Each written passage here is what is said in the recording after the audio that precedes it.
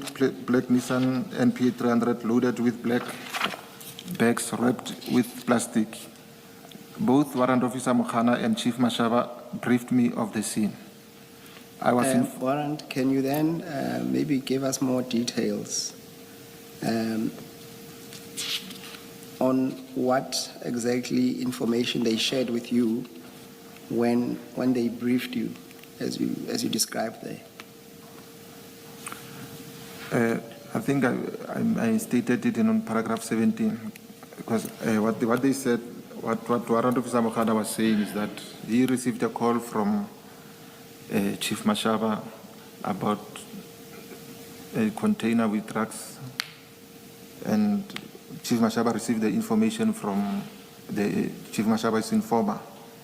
So they first went to Rodakop and at Yellow Jersey Logistic and found the container there, and then they escorted it to Araten. So basically that's what they told me, and then that when they got to Araten, when they opened the bag of the container, the bag of the trailer, the bags fell on the ground. All right, continue. Okay. I was informed by Warrant Officer Mokhana that the informer followed the truck from Durban the previous night, where it was parked at Yellow Jersey Logistics overnight. Warrant Officer Mokhana confirmed that he was phoned by Chief Mashaba and that they first met at Rodakop, and then it was agreed that the container be escorted to Araten, where the client was expecting the order. Warrant Officer Mokhana pointed a yellow Jersey truck, yellow in color, hooked to a 12-meter container trailer, and told me that the drugs on the back of the buggy fell from the container, and they were assisted by Scania employees who loaded those bags onto the back of the buggy to preserve them, also allowing space for the truck to further reverse to the loading bay in order to allow a forklift to easily remove the truck caps inside the container. Warrant Officer Mokhana also told me that the 4 Scania truck caps that were inside the container were subsequently removed by use of a forklift. I then went to identify myself to the Boysens SAPS members and informed them that I'm from National Investigation Unit in Pretoria. The 2 members also introduced themselves as Sergeant Ndou and Constable Makumbila from Boysens SAPS. I was then pointed the driver of the truck by Chief Mashaba, who told me the driver is already under arrest and he was told to stand next to the truck. Chief Mashaba also told me he placed 2 other people who were receivers of the cargo under arrest. I then requested to see the responsible persons who were receiving the cargo. I interviewed a lady by the name Jolene Kukemur Wenzel by first introducing myself to her. Jolene also introduced herself and her position as a team leader at Frighten.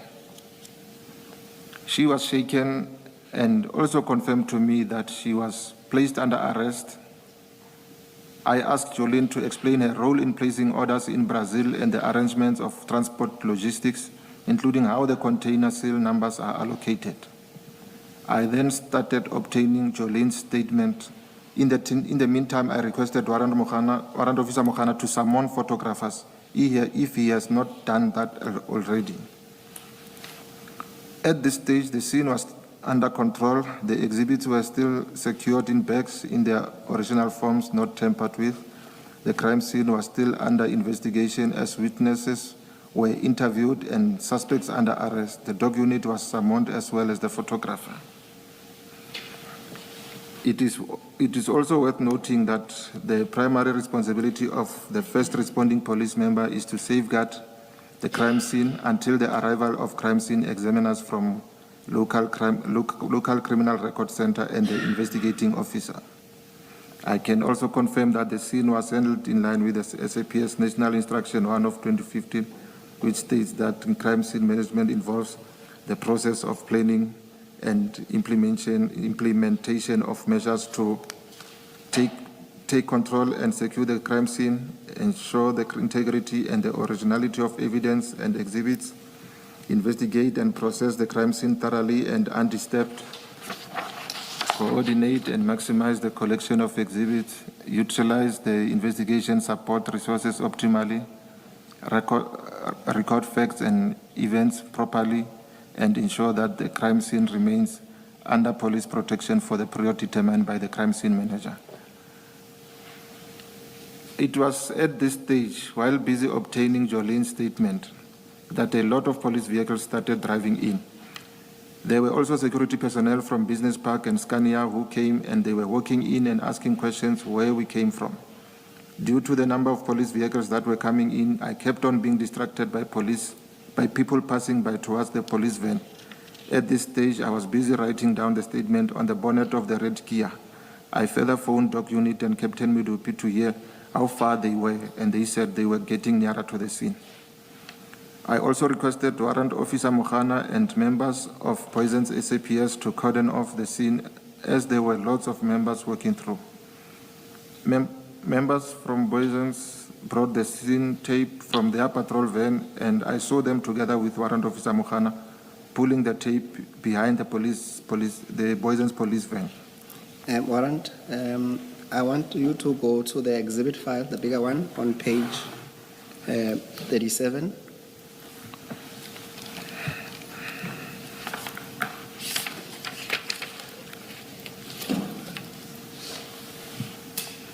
I'm there. You are there. Yes.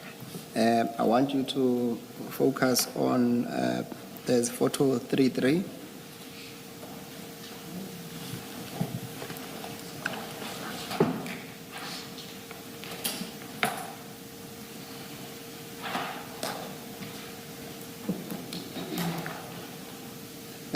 You will see there's a yellow truck there, and there's a cordon off. Is that what you're referring to at paragraph 26?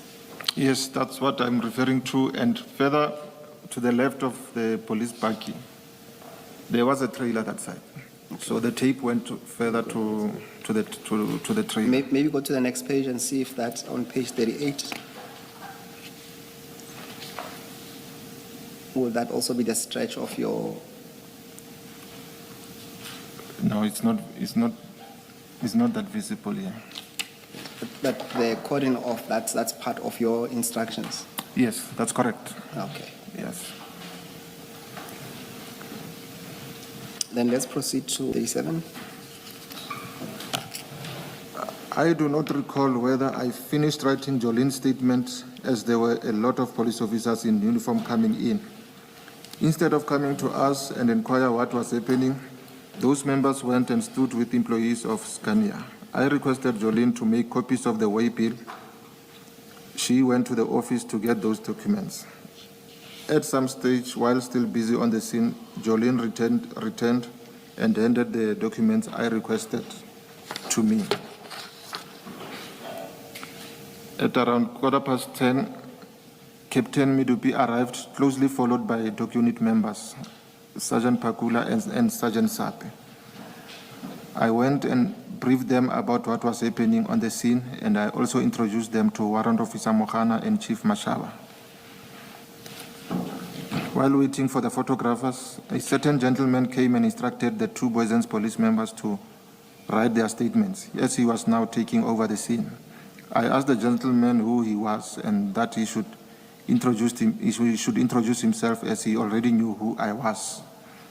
That member did not want to give his name, and I told him that that is not procedural to walk in a crime scene and start giving instructions. He said he is not going to listen to me, and that General Khan was on his way. I said to that gentleman, that is fine, he, General Khan, may come. I was later informed that the name of the gentleman was Warrant Officer Rikotso from DPCI. Warrant Officer Rikotso further asked if I had an inquiry registered for that operation, and I told him there was no time to first drive to Pretoria to register an inquiry and then drive back to the scene, as the delay would have defeated the purpose. The information was received that same morning, and I had to act on information first. At that stage, I was approached by Sergeant Phakula, who introduced me to Lieutenant Colonel Maluleke of SANEP National Head Office. They had just arrived together with Sergeant Masuma. I went and introduced Lieutenant Colonel Maluleke and Sergeant Masuma to Warrant Officer Mokhana and Chief Mashaba. Sergeant Masuma was in possession of an inquiry file, and he also showed me a message on his phone between him and his informant talking about the container from Durban. I remember the message on Sergeant Masuma's cell phone was received on a Thursday, the 8th of July, 2021, and it read that the container with the consignment of drugs will be leaving the Durban harbor to Gauteng, and that Sergeant Masuma must be on standby. After seeing the message, I was convinced this could be the same information and continued briefing them with the intention of handing the scene over to them. I also pointed to them a suspect who was already placed under arrest. Major General Khan's arrival on the scene. Within minutes, Major General Khan indeed arrived. I approached him and introduced myself to him. He asked me if my commander was aware of my whereabouts, and I said yes. He requested my commander's number, and I gave him contact numbers of Colonel Sipungo. After a few minutes, he came back and said he got hold of my commander and he confirmed my version, but something does not add up. I then went and stood with Lieutenant Colonel Maluleka while still waiting for the photographer. Major General Khan wanted to know who the driver of the black Nissan NP300 was, and he instructed Warrant Officer Mokhana to go and sit in the said vehicle. I was waiting for the photographer to arrive. I fetched the driver of the truck, who was already standing on the side of the truck. I then brought him back and handed him to Captain Midupi to place him under arrest as I was busy trying to manage the scene. Captain Midupi cuffed him with cable ties. The reason the truck driver was not cuffed earlier was that he was going to drive the truck to the SAP 13 pound. After the arrival of Captain Midupi, Captain Midupi, told us that there is no need for the truck driver to drive the truck to the pound, as Captain Midupi, will drive the truck. He has a Code 14 driver's license. Once the photographer arrived, I introduced myself to her, and she also gave her name, which I forgot. I went to Major General Khan together with the lady photographer and found him standing with other two gentlemen whom I did not know, standing on the loading bay at the back of the trailer. I introduced the photographer to Major General Khan and told him that the photographer has arrived and she wants to start with her duties. Major General Khan told me to stand back, and I did. I left the photographer with Major General Khan and went back to where the buggy was. I then removed the two seals that were placed on the passenger side of the black buggy with the intention to get the photographer to take pictures of, but I was stopped by Lieutenant Colonel Ludik and Captain Sebula, and I was told that they were now taking over the scene. Colonel Maluleke of Johannesburg DPCI approached me, Warrant Officer Mokhana and Chief Mashaba, and asked that we explain to him what happened and how did we get to the scene. We explained to him what transpired, and he understood our version. Colonel Maluleka then left us, and after a while he returned to where I was standing and told me to prepare my statement, otherwise I will be placed under arrest. Other members were also ordered to submit their statements, include Lieutenant Colonel Maluleka, Captain Midupi, Sergeant Phakula, Sergeant Sape, and Sergeant Masoma. I obliged and started writing my statement. I handed over my statement together with the statement of Jolene I took earlier, as well as the waybill copies, to Captain Sebula. Colonel Mabasa also approached me and requested my cell phones. I asked why. He told me I'm being arrested. I told Colonel Mabasa I want to make a phone call to my commander, and he granted me permission to do so. Captain Midupi and I made a call to Brigadier Mbele, the section commander at National Investigation Unit, and informed her what was happening. She further said she will not be able to come and that she will phone Colonel Sipungo to come to the scene. While waiting, I was approached by Captain Sebula and another gentleman who demanded my phones, and this time I handed them over to Captain Sebula. I was still standing and confused when Colonel Stein came and aggressively told me he wanted my car keys, my appointment certificate, and firearm. I handed him the car keys and the SAPS appointment card, and however, the firearm was at home, locked in a safe. Captain Dale Noki came and searched the car accompanied by the photographer who was taking pictures of the car I was driving. I was then placed under arrest by Captain Phakula at about 13:45. Captain Phakula was one of the last officers to arrive at the scene. However, he arrested us without a proper explanation of what we were arrested for. After a few minutes, we were instructed to get out of the Boysen's Parky. At that stage, there were several members of the media with cameras. I then saw Colonel Sipungu, and he came and asked what was happening, and I explained to him that I was under arrest. Colonel Sipungu went, and I saw him talking to Colonel Stein and General Kadwa. We were then ordered to stand next to a black Nissan Bakkie where Brigadier Sekhovela and her DPCI members were busy offloading black bags from the back.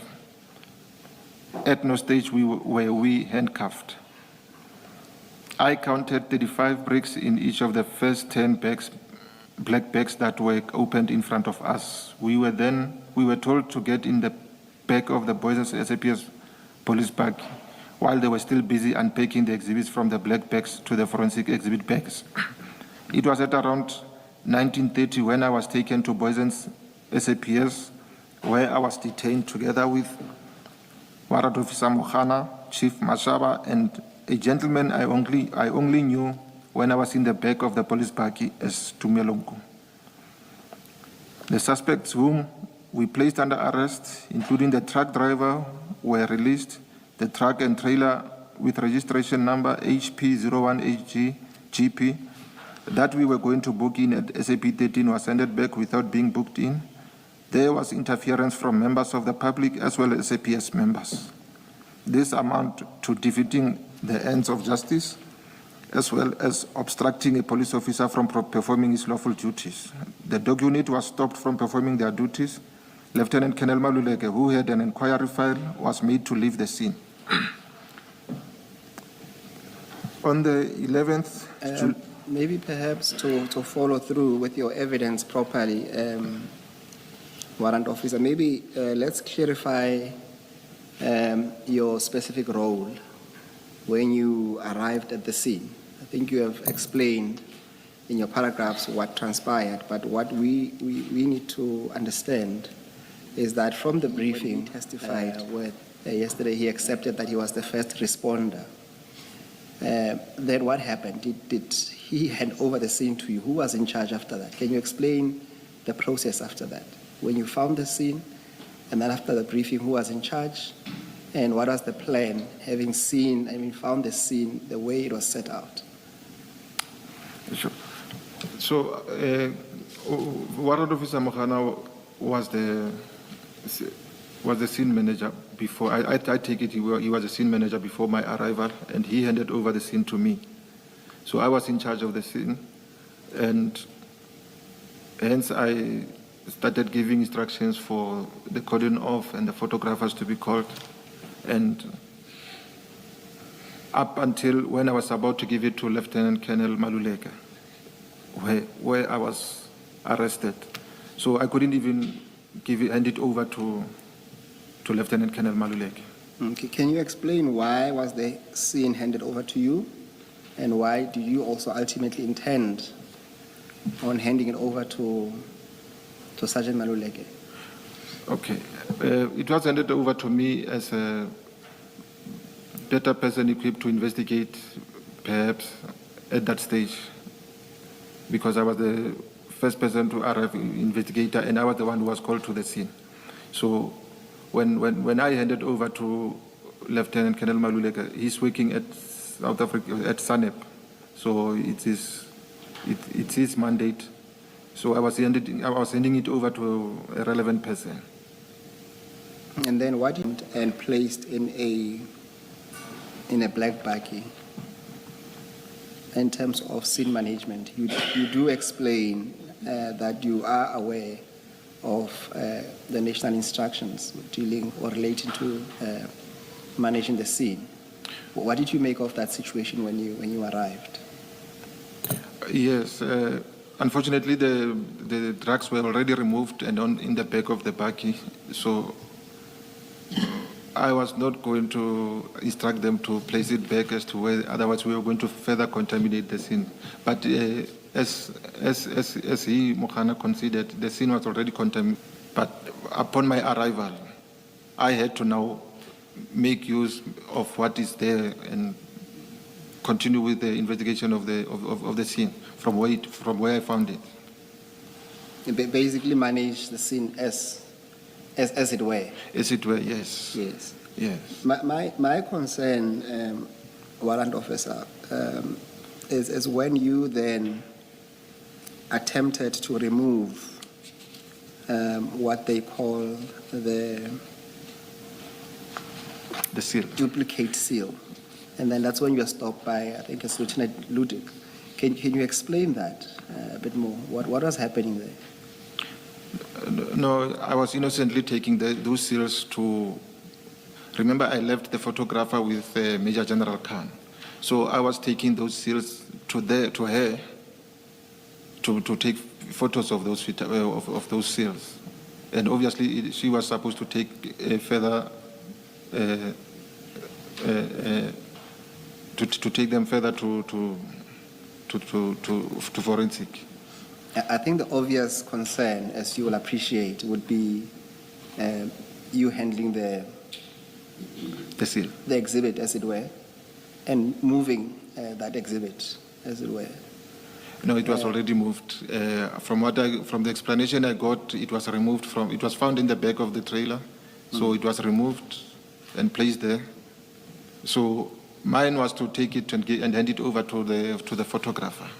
Yes, what I'm saying is that then removing it further was not assisting the situation because nothing stopped you from calling the photographer to take the picture of that exhibit. Would that not have been a possibility at least without you touching the exhibit again? It could have been a possibility, but bearing in mind that it has been touched already previously, I might have decided to take it to where the photographer was. And at that time, were you wearing gloves, if I may ask? No, I wasn't. And you see, that's my concern, to say, look, the fact that the scene is already contaminated, surely you accept that it's not a license for anyone to contaminate it or to compromise the scene further. Will you accept that? May you please come again? I'm saying you accept that the fact that a scene is already contaminated is Yes. no means a license for anyone to contaminate Yes, the yes, scene any yes, you are further. correct. Yes. You accept that? Yes, I accept that. Yes.